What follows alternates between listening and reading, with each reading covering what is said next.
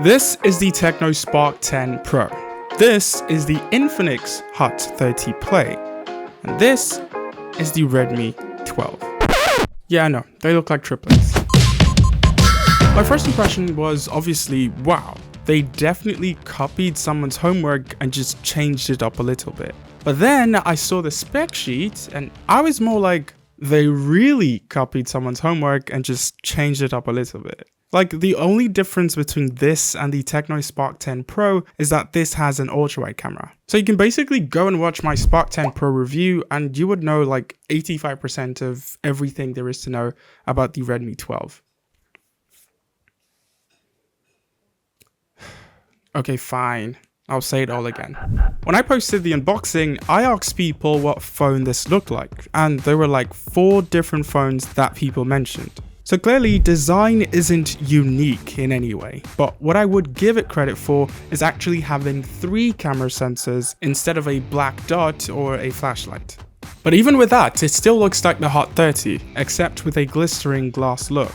I'm not sure if it's exactly glass, but just like the Spark 10 Pro, it does have this glass-like finish. It's glossy, but for the most part, this silver color hides fingerprint marks really well. I believe there are 2 other colors, a blue and a black. All the ports and buttons are present here in their usual positions. And as typical with Xiaomi phones, we have an IR blaster at the top, which you can use to control some electrical appliances.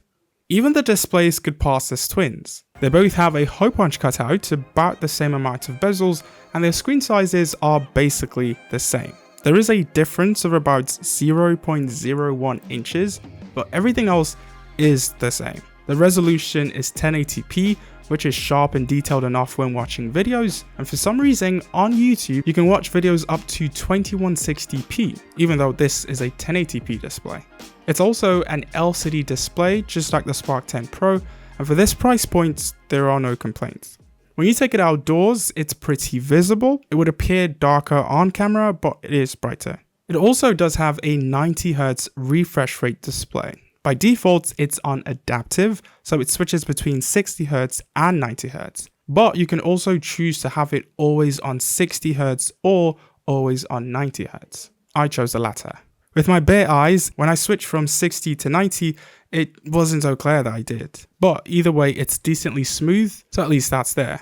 At this price point, people want a big screen, a bright screen, and a display with nice sharpness and colors for watching videos. And this does that pretty well. Also at this price point, I don't think people care too much about what Android version their phone is running on, but they care more about their phone just working well and not giving them any real issues. But nonetheless, the Redmi 12 comes in the box with Android 13 and MIUI 14. And every time I say I love MIUI and how it looks, Redmi users always disagree with me. I've seen comments of people saying an update came and crashed their phone, or how their phone has too many bugs, but there have been users like me who haven't faced any real issues when using the Redmi phone. And also with this, you should get at least Android 14 and Android 15. In general, Redmi doesn't have great rep when it comes to software stability, but because I haven't, experienced any major issues, I still feel okay recommending this phone. This comes with the Helio G88 as its processor, and just like the Spark 10 Pro, performance is very decent and should handle multitasking and gaming pretty well. I would recommend getting the 8GB version though, if you're a bit of a heavier user, because the more RAM you have, the better your phone will perform. I got the 4GB version, and opening apps and reopening apps did take a bit longer than I thought it would, but I feel that you wouldn't have this problem if you go with the higher version. And I just want to say, there are too many pre-installed apps on this phone. I mean, I guess this is how Redmi is able to make their phones affordable, but I counted 7 games and 6 social media apps that came pre-installed on this phone. And that's not even all. There are at least like 3 or 4 others. So for sure, as soon as you get this phone, to free up storage, make sure you uninstall all of those apps. And I think that should help your phone run a tad bit smoother.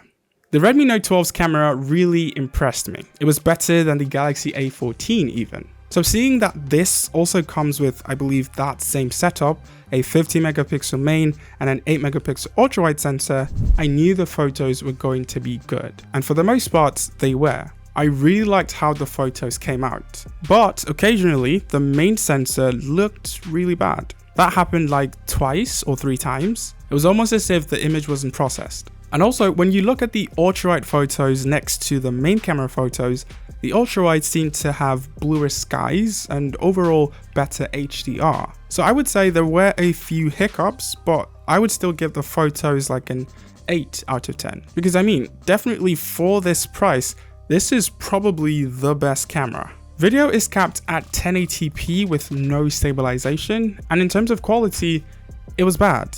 And I can say the same thing about the selfie video as well. Video for me gets like a 5.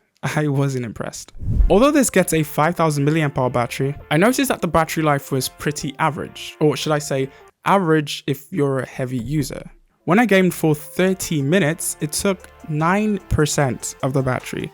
So at that rate, in 5.5 hours, you run out of battery. But of course, if you're not doing a lot on your phone, it would last much longer. And you can even see up to 8 hours of screen on time. So for the gamers out there, you would have to charge this like twice a day. It also comes with a charger in the box, an 18-watt charger, which isn't super fast or anything, but in about an hour and a half, your phone would be juiced up. In summary, I would say they took a Spark 10 Pro, copied it, added an ultra-wide camera, added MIUI, made it cheaper, and they got the Redmi 12. It would have been cool to like compare the two phones, especially the cameras, but unfortunately I don't have the Spark 10 Pro, so can't do that. But I think if you're fine with MIUI and its, well, drawbacks, this might be the best budget phone of the year and the phone you should buy if you can only spend 100,000 naira. But yeah, that's it. Thank you guys so much for watching, and I'll see you when you see me.